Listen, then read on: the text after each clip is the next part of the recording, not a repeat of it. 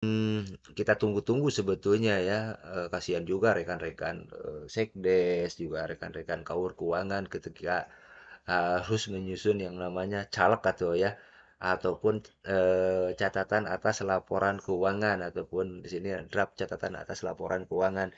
Biasanya rekan-rekan itu menyusunnya secara manual. Hari ini, eee, atau yang nanti, yang di Siskudes 206 ini, itu sudah ada ya nanti di laporan apa, di laporan pertanggungjawaban. Nah, ini yang paling bawah ada opsi di sini draft ataupun konsep catatan atas laporan keuangan. Nah, nanti rekan-rekan tinggal tinggal pilih saja, tinggal klik ini menunya lalu kita cetak. Nah, ini hasilnya ya sudah ada gitu kan hasilnya. Jadi tinggal kita tinggal ditandatangani saja sebetulnya karena juga ini sudah tercatat secara otomatis by system gitu kan. Kalau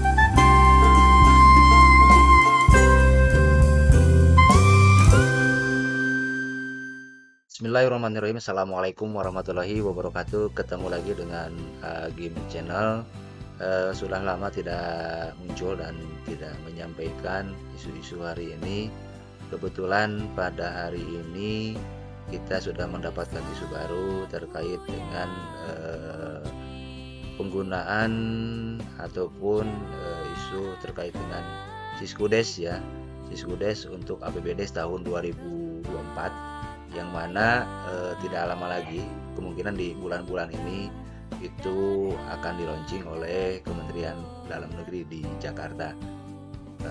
Kabar baiknya juga ini ada beberapa penambahan fitur-fitur ataupun penambahan fasilitas atas beberapa masukan dari pemerintah kabupaten kota maupun dari beberapa admin juga ataupun dari user yang menggunakan Siskudes di tahun 2023. Oke, salam sejahtera buat kita semua. Selamat malam, selamat berjumpa kembali dengan Agim Channel.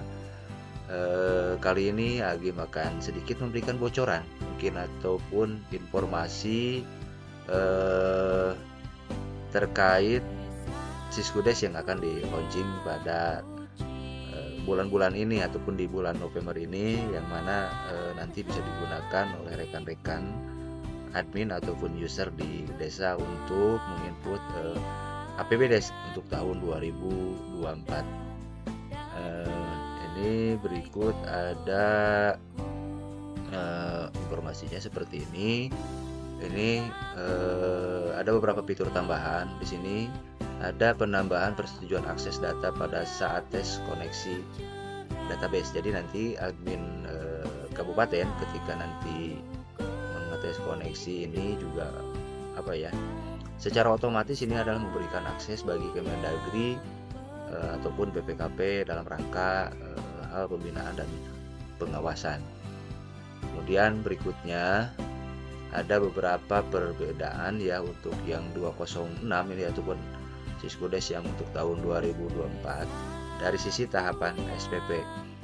Yang sebelumnya ataupun yang sekarang ini SPP draft, kemudian kita mengisi kwitansi, cetak SPP, tanda tangan Sekdes dan Kades, kemudian langsung ke final lalu dicairkan. Nah, kalau yang hari ini itu di sini ada penambahan fitur status draft atau final pada SPP untuk mengakomodir ataupun mengakomodasi CMS perbankan pada Siskudes link ya. Di sini ada tampilannya, ada final ataupun draft. Nah, dari sini kita yang bikin SPP, kemudian kita mengisi kwitansi, cetak SPP, ada tanda tangan Sekdes dan Kades. Kemudian ada kita masuk ke Siskudes link verifikasi SPP di sana. Kemudian Siskudes link akan menginjek data final ke Siskudes. Nah, ini dilakukan untuk seterusnya ya, SPP yang seterusnya. Jadi dalam posisi yang final ataupun draft. Kalau draft ini dia nanti tidak di SPP pencairan, dia tidak akan muncul. Tapi kalau di SPP-nya dia sudah kita finalkan, nanti dia akan muncul di menu pencairan SPP. Berikutnya juga di sini ada penambahan fitur input penerimaan silpa tahun sebelumnya di menu penerimaan desa. Nah, di sini juga untuk memudahkan desa dalam mencatat ataupun merecord penerimaan pembiayaan berupa silpa setiap tahunnya gitu kan ini ya. Ada penambahan fitur untuk pencatatan silpa tahun sebelumnya. Kemudian di data umum di sini ada ditambahkan menu untuk tipologi desa ya, tipologi desa. Nah, ini ada menu tipologi desa, jadi nanti biar memudahkan juga khususnya pemerintah supradesa dalam merekapitulasi bahwa desa A, B, C, D ini masuk tipologinya apakah persawahan, kemudian peladangan, perkebunan dan sebagainya sampai desa wisata. Ini untuk di data umumnya. Kemudian ada penambahan fitur pilihan jenis posting APBD pada laporan. Jadi bukan hanya posting itu bukan hanya dari sisi penganggaran saja, posting anggaran, tapi juga posting pertanggungjawaban, kemudian ada kompilasi ataupun gabungan serta monitoring Pemda. Maksudnya jadi data nanti yang dilaporkan itu ya, data yang dilaporkan itu adalah data terakhir yang valid gitu kan. Misalkan juga kita misalkan minta data sampai pemerintah kabupaten misalkan minta data sampai per triwulan 3 berarti sampai tanggal ataupun tanggal 30 September ya. Nah, jadi data itu nanti akan terkunci per tanggal 30 September. Jadi ketika nanti desa ada dinamika, misalkan ada input lagi data, beberapa desa juga input data lagi. Jadi itu nanti yang ketika sudah terkunci per tanggal 30 September, nah berarti yang dilaporkan itu adalah per tanggal 30 September. Jadi tidak akan ketambah dengan data yang diinput per tanggal 1 Oktober gitu. Itu ketika kita nanti misalkan pemerintah kabupaten ataupun kecamatan melaporkan realisasi ataupun pertanggungjawaban APBDes. Nah itu ya. Ini juga ini maksudnya adalah untuk mencapai validitas ataupun kevalidan data. Jadi data yang dilaporkan itu benar adanya gitu kan, sesuai dengan yang telah diinputkan oleh desa. Kemudian ada penambahan fitur uraian transaksi ya atas nomor bukti kwitansi pada saat pilih rincian potongan pajak di menu penyetoran pajak. Nah, di sini juga maksudnya biar desa tidak bingung ketika memilih bukti potong pajak yang akan disetorkan gitu kan. Terkadang kan tertumpuk ya antara nomor kwitansi juga PPN, PPH gitu kan. Itu kan ada beberapa ya. Ada beberapa PPN yang sama misalkan angkanya, tapi rinciannya sebetulnya beda karena juga nomor. Biasanya kalau kita sih membedakannya lah dengan nomor kwitansi. Tapi di hari ini ya sudah dimunculkan juga ada kolom ataupun menu uraian transaksi dari pemotongan pajak. Misalkan di sini ada PPN pusat. Nah, di sini ada pembelian semen 30 sak, besi cor 10 ya. Kemudian 36 buah dan batako 250 buah misalkan seperti ini. Jadi langsung dalam setiap potongan pajak ini terdapat langsung ada rincian dari pajak pembelian apa sajakah gitu kan yang sudah yang akan kita setorkan. Kemudian ada menu penambahan tampilan kode sumber dana di rincian akun pada saat input rincian jurnal ketika kita melakukan penjurnalan juga ya, terutama misalkan jurnal penjurnalan silpa ya, ini disesuaikan juga dengan sumber dana silpa tersebut itu kan. Nah, di sini juga untuk memudahkan desa agar tidak bingung dalam memilih akun apabila ada hal yang harus dijurnalkan gitu kan ya. Ada hal yang memang harus kita sesuaikan gitu kan, disesuaikan. Kalau jurnal itu adalah untuk penyesuaian apabila memang laporan keuangannya itu tidak balance ya. Ada penambahan tab pilihan saldo hutang pajak tahun sebelumnya pada saat isi rincian penyetoran pajak. Jadi ketika ada pajak tahun sebelumnya ini yang terbawa gitu. Misalkan tahun ini karena pengerjaan suatu kegiatan itu misalkan dilaksanakan di akhir tahun ya, di akhir tahun per tanggal 28 Desember misalkan gitu kan, dan SPJ-nya juga belum selesai, dan ada pajak yang memang terlupakan ataupun yang memang belum dibayarkan karena keburu libur ataupun apalah gitu misalkan. Nah, ini baru ingat itu di awal tahun. Nah, di sini sudah ada pilihan ketika kita ingin menyetorkan pajak yang dari tahun sebelumnya gitu kan. Maksudnya agar desa juga tertib pajak dan memudahkan pengawas dalam mengecek data pajak yang multi-year ataupun belum disetor tahun sebelumnya. Nah, ini yang dikhawatirkan karena kebanyakan seperti itu, ada pajak yang dibawa tapi sebelumnya juga yang di tahun ini. Biasanya kalau ada pajak yang dari tahun 2022 kita inputkan dimasukkan di saldo awal ya. Nah, di sini yang seperti ini ada utang pajak, penambahan nilai, dan juga kita sesuaikan ya nanti di jurnal penyesuaian kalau memang pajak ini yang belum terbayarkan ini sudah dibayarkan di tahun berikutnya gitu kan. Tapi sekarang sudah ada fitur ya, ada tab di sini ya untuk saldo hutang pajak tahun lalu. Nah, di sini kita bisa melakukan penyetoran secara langsung ya. Kita input dulu di saldo awal, lalu kita kalau memang sudah dibayarkan lalu kita masuk ke menu di sini di tab saldo hutang pajak tahun lalu ya. Di sini ada, tinggal kita inputkan saja, jadi tidak bingung, tidak perlu dilakukan penjurnalan. Hari ini bisa langsung di melalui menu ataupun tab saldo hutang pajak tahun lalu. Berikutnya, nah di sini ada penambahan kolom ya di buku kas pembantu kegiatan gitu kan. Yang sebelumnya itu hanya ada belanja barjas dan modal saja yang muncul di dalam buku kas pembantu kegiatan ya yang sebelumnya, ataupun di tahun ini yang 204 ini gitu kan. Nah, sekarang di 206 ini ya, di 205 yang tahun ini itu hanya ada menu ataupun kolom belanja barjas dan belanja modal. Nah, untuk yang 206 ini sudah ditambahkan dengan kolom belanja pegawai dan belanja tidak terduga ataupun BTT, juga memudahkan juga buat rekan-rekan juga untuk merekap ya, merekap laporan kegiatan gitu kan.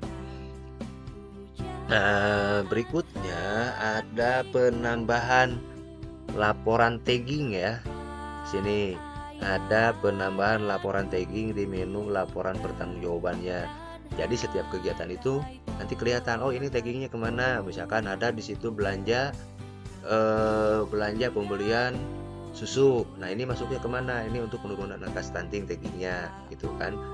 Ataupun juga misalkan ada belanja telur untuk bayi dan balita, itu bisa juga masuk ke kegiatan PMT untuk penurunan angka stunting gitu. Ya, misalkan seperti itu. Jadi ada rekapannya langsung secara otomatis. Di sini ada laporan tagging di menu laporan pertanggungjawaban. Ya. Tagging yang aktif saat ini adalah seperti ini: ada stunting, ada ketahanan pangan, COVID, BLT desa, ada PKTT, infrastruktur pemerintah, infrastruktur publik, ada penanganan inflasi desa, pengentasan kemiskinan ekstrim, dan sebagainya. Sampai nomor 22 ada penguatan keterlibatan dan fasilitasi masyarakat dalam program atau kegiatan desa. Nah, catatannya di sini tagging hanya untuk penandaan kegiatan-kegiatan yang dapat dianggarkan masih mengacu pada peraturan perundang-undangan yang berlaku tiap tahun. Artinya bahwa semua kegiatan yang masuk di dalam APBD kita perhatikan peraturan ataupun yang regulasi yang mengatur terkait dengan penggunaan sumber dana. Misalkan DD penggunaannya untuk apa saja, untuk ADD-nya itu tergantung dengan kebijakan di pemerintah daerahnya. Bagi hasil pajak retribusi juga sama. Kemudian juga ada kalau memang ada bantuan keuangan provinsi disesuaikan dengan kebijakan dari provinsinya dan sebagainya. Kalau memang PADES itu diaturnya oleh peraturan desa ataupun itu merupakan kewenangan dari pemerintah desa ataupun kewenangan kepala desa. Kemudian nah ini yang paling kita tunggu-tunggu sebetulnya ya. Kasihan juga rekan-rekan sekdes, juga rekan-rekan kaur keuangan ketika harus menyusun yang namanya caleg atau ya, ataupun catatan atas laporan keuangan, ataupun di sini draft catatan atas laporan keuangan. Biasanya rekan-rekan itu menyusunnya secara manual. Hari ini atau yang nanti yang di Siskudes 206 ini itu sudah ada ya nanti di laporan pertanggungjawaban. Nah, ini yang paling bawah ada opsi di sini draft ataupun konsep catatan atas laporan keuangan. Nah, nanti rekan-rekan tinggal pilih saja, tinggal klik ini menunya lalu kita cetak. Nah, ini hasilnya ya sudah ada gitu kan hasilnya. Jadi tinggal kita tinggal ditandatangani saja sebetulnya, karena juga ini sudah tercatat secara otomatis by system gitu kan. Kalau memang ada sesuatu yang janggal ya tinggal kita edit saja nanti, karena juga ini nanti bisa diekspor ke bentuk format Microsoft Word ataupun doc ya, dokumen. Kemudian ada penambahan laporan rekap tagging. Nah, ini juga pemerintah kabupaten ataupun pemerintah supradesa baik oleh kecamatan maupun kabupaten ini sangat dibutuhkan, karena juga ada rekap untuk tagging ya. Kemudian juga ada penambahan, sebetulnya ini adanya di menu kompilasi sebetulnya ya, ini penambahan ini. Ada penambahan laporan rekapitulasi realisasi APBD per bidang. Nah, artinya ada per bidang dari kewenangan kepala desa, bidang penyelenggaraan, kemudian bidang pembangunan desa, pembinaan, pemberdayaan, dan PTT ya, penanggulangan bencana. Ini ya per bidang berdasarkan tipologi desa. Nah, di menu laporan kompilasi ya, ini sebetulnya yang bisa lihat rekan-rekan di kabupaten, bukan dari desa ya. Kalau desa itu sampai tadi di laporan pertanggungjawaban itu, karena ini menu konsolidasi ya, di laporan pertanggungjawaban sampai dengan menu catatan atas laporan keuangan ya itu. Kemudian dari sisi pengendaliannya hari ini yang 205 ini penggabungan data itu adalah dari MDI ke SQL. Nah, sekarang yang bisa dikompilasi ya ataupun digabungkan hanya pada database SQL saja. MDI-nya sudah tidak digunakan. Jadi yang menggunakan Microsoft Access ataupun yang masih offline itu sudah tidak bisa digunakan. Jadi hanya boleh menggunakan SQL Server. Kemudian ada untuk pengendalian ya di sini. Hapus pengembalian belanja tidak bisa ya jika kita melakukan pengembalian ya, ketika sudah kita isi rinciannya ini sudah tidak bisa kita hapus lagi. Jadi nanti tolong rekan-rekan agar lebih teliti lagi, diperiksa lagi dokumennya, jangan sampai nanti ya ketika kita sudah eksekusi ya ini malah salah gitu kan ketika sudah dieksekusi, karena ini tidak bisa dihapus lagi ya baik oleh desa maupun oleh admin kabupaten kalau memang di pengembalian ini sudah ada rinciannya gitu kan. Kemudian penguncian nama user pada saat ganti password. Jadi nanti rekan-rekan ketika pemerintah kabupaten menyampaikan user dan password untuk akses Siskudes ya, kemudian rekan-rekan mengganti passwordnya, maka nama user itu tidak bisa untuk diganti-ganti lagi, karena secara by system itu akan terkunci sendiri kan. Yang selanjutnya ini juga dalam rangka untuk pengendalian. Nah, jadi nanti kita perhatikan ya, ini tadi yang sudah disampaikan di awal terkait dengan SPP. Ketika SPP yang kita input, jika status ininya masih draft atau konsep dari SPP, maka ketika kita akan mencairkan SPP itu tidak akan muncul. Yang muncul di sini ketika kita akan mencairkan SPP itu yang muncul, karena yang muncul di menu pencairan SPP itu adalah ketika SPP-nya sudah statusnya sudah final ya, ini yang sudah dipinalkan. Jadi ketika ini masih draft ya, masih draft, ini ketika kita akan mencairkan SPP itu tidak akan muncul, tidak akan ngeling gitu kan. Jadi ini harus sudah dalam posisi final SPP-nya statusnya ya. Kalau ininya masih draft, ini tidak akan bisa dicairkan. Selanjutnya dalam rangka pengendalian ya, biar juga nanti rekan-rekan desa tidak banyak yang salah lagi, agar lebih teliti lagi ya terkait dengan penginputan, takutnya ada salah-salah lagi. Tidak bisa ubah atau hapus atau tambah rincian dan bukti pengeluaran pada SPP yang sudah final. Artinya kita pastikan lagi, kita teliti lagi bukti transaksi keuangannya, bukti pengeluarannya ataupun juga bukti penerimaan, ya, dipastikan semuanya ini sudah peak sesuai dengan rencana yang sudah masuk di dalam penganggaran APBDes, gitu kan. Karena ini ya, sini sudah terkunci di sini. Nomor SPP ini sudah dipinalkan.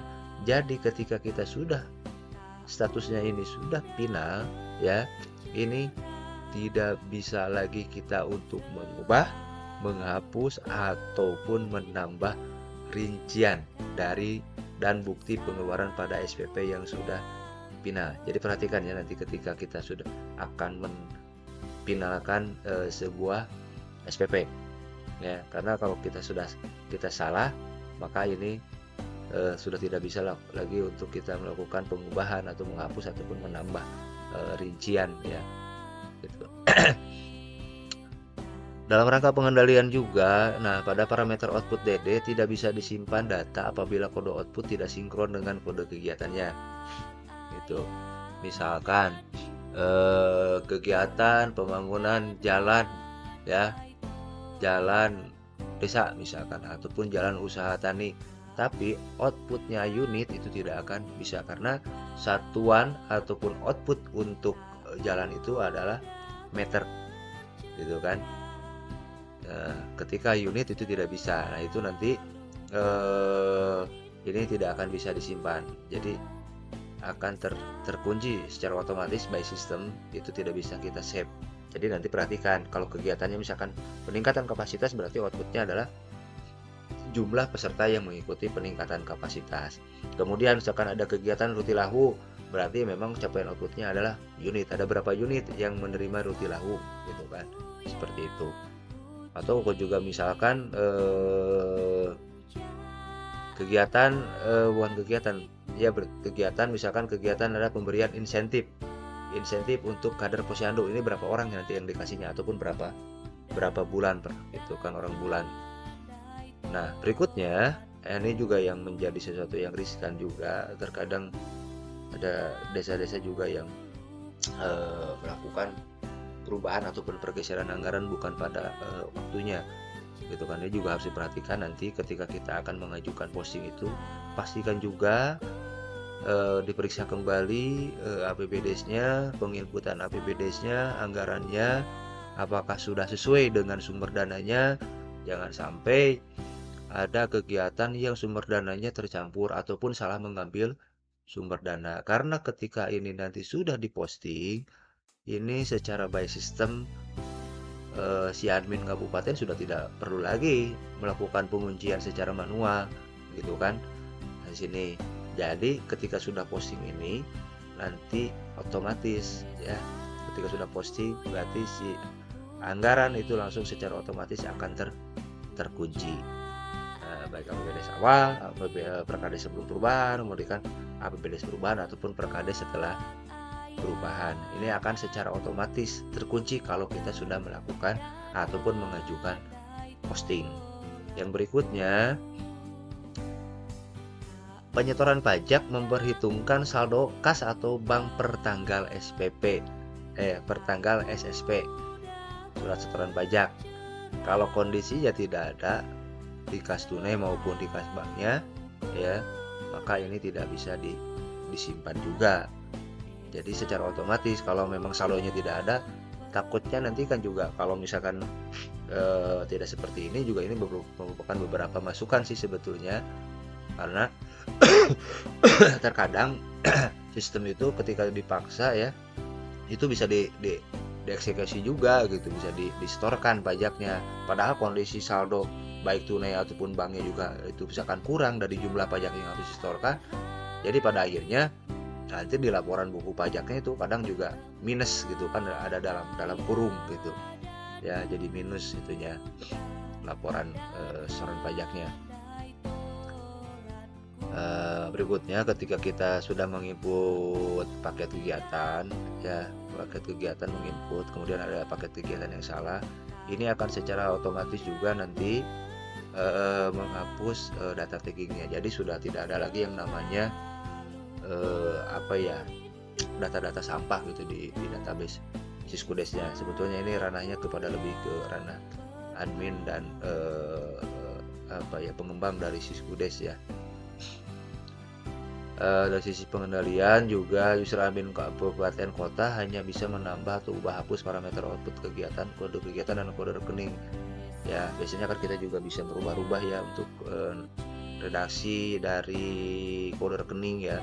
Tapi kali ini oleh pusat sudah dikunci, yang bisa kita rubah-rubah ataupun kita tambahkan hanya di kode rekening 90 sampai 99. Biasanya kita bisa merubah redaksinya gitu kan, dari sisi redaksinya saja gitu. Nah, hari ini hanya yang 206 nanti ke depan itu yang bisa dirubah itu hanya dari kode 90 ataupun 9 sampai 99. Ini merupakan kewenangan dari kabupaten ya, ataupun kearifan lokal dari tiap kabupaten kota mungkin juga berbeda dari sisi penamaan ataupun juga nama kegiatannya ataupun juga nama belanjanya. Kemudian di laporan buku pembantu penerimaan ini juga sudah ada perbaikan dari Syskudes. Error jabatan, KAUR, keuangan terisi nama Kades jika hanya ada saldo pindahan. Jadi kalau ini hanya saldo pindahan saja yang di sebelumnya, tapi yang 205 ini ya, sebelum 206 ini 205, ketika ininya hanya saldo pindahan maka di sini namanya ada nama Kades ya, bukan nama KAUR keuangan. Seharusnya kan nama KAUR keuangan. Nah, yang di 206 ini sudah mudah-mudahan nanti seperti ini ya, sudah ada perbaikan. Jadi nama KAUR keuangan secara otomatis di laporan ini, bukan nama kepala desanya. Kemudian di perbaikan laporan kekayaan milik desa ataupun LKMD ataupun neraca desa, ini pengembalian belanja modal juga nanti akan mengurangi saldo aset tetap. Nah, misalkan ada pengembalian belanja modal gedung dan bangunan misalkan. Nah, ini ya ataupun peralatan mesin, karena ada suatu hal atau temuan ini misalkan harus dikembalikan ataupun ada kelebihan belanja, ini juga nantinya akan mengurangi jumlah belanja modal di neraca desa ataupun di laporan kekayaan milik desa ya. Kemudian dari sisi perbaikan laporan buku kas umum, buku kas tunai, dan buku kas bank, tanggal potongan pajak ya, tanggal potongan pajak sama dengan tanggal pencairan SPP-nya gitu kan. Tanggal potongan pajaknya. Biasanya itu berbeda ya, biasanya ada perbedaan gitu, perbedaan tanggal gitu kan.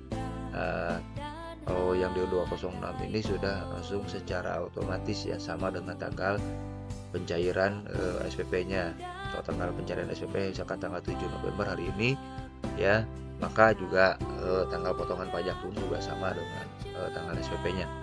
Ini sudah diperbaiki ya, baik dari sisi buku kas umum, buku kas tunai maupun di buku kas bank.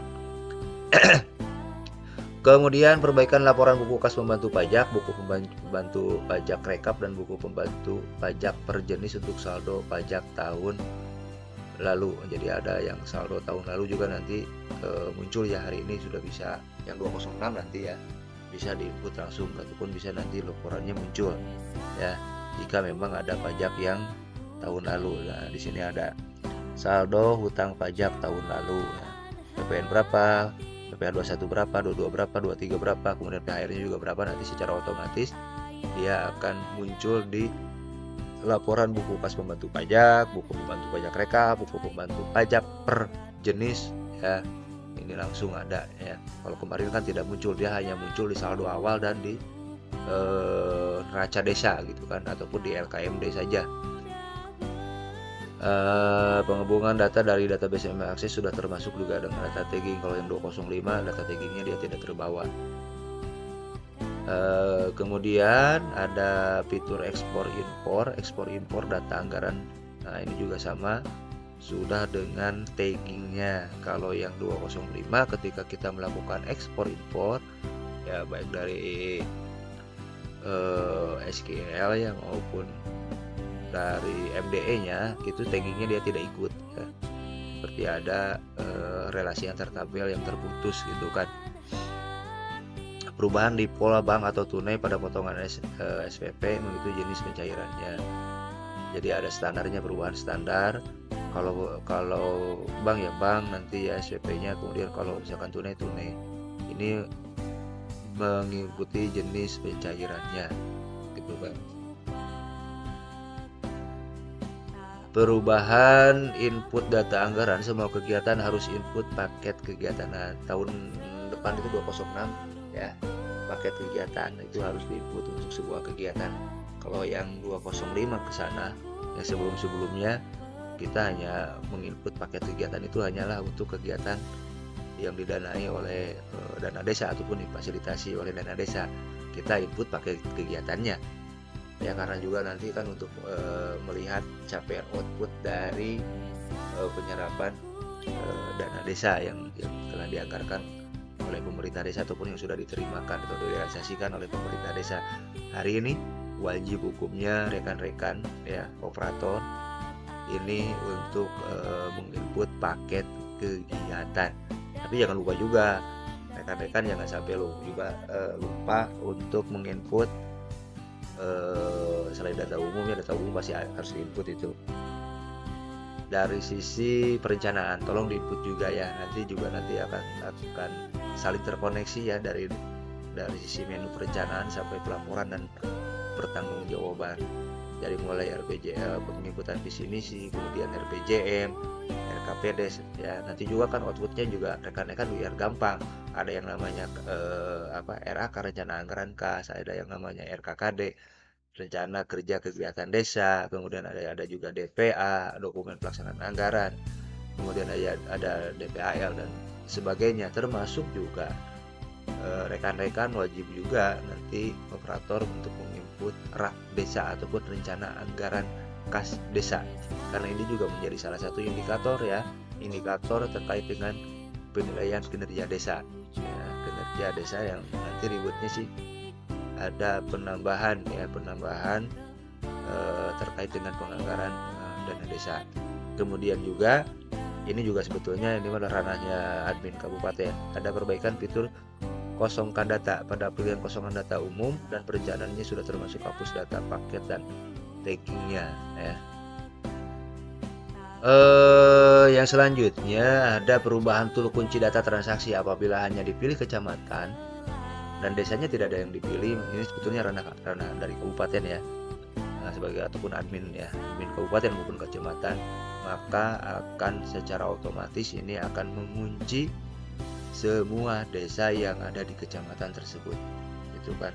Ya kalau sebelumnya sih yang 205, sebelum yang 206 ini, yang di 205 itu kita harus satu-satu ya, harus manual. Misalkan kecamatan A, desanya A, B, C, D, F, nah kita inputkan satu, misalkan desa A kita kunci lah dulu, pindah lagi ke desa B kita kunci lagi, pindah lagi ke desa C dan seterusnya gitu kan. Kalau hari ini tidak perlu menyebutkan desa, itu tidak perlu dipilih, hanya sebutkan kecamatannya saja, itu secara otomatis akan mengunci semua desa yang ada di kecamatan itu.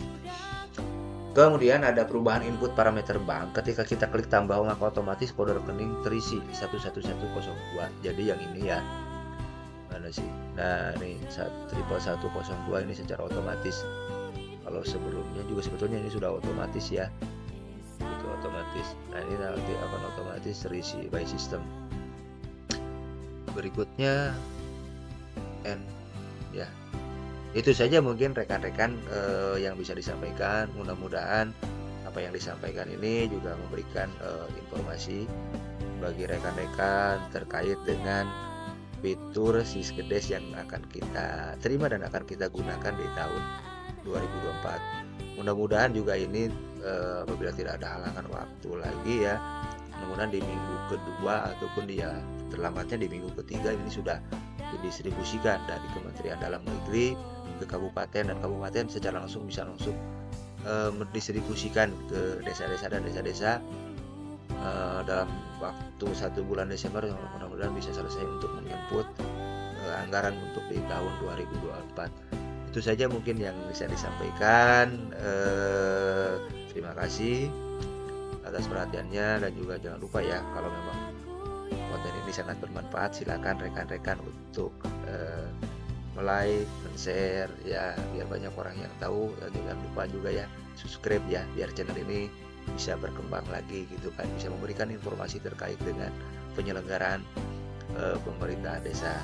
Pesan dari saya kepada rekan-rekan di pemerintah desa semuanya, ingat dengan sebuah quotes ya, berbuatlah sesuatu yang memang yang bisa membuat desamu berterima kasih padamu di kemudian hari. Jadi keputusan dan tindakan desa hari ini adalah untuk menentukan desa di masa depan. Terima kasih. Assalamualaikum warahmatullahi wabarakatuh.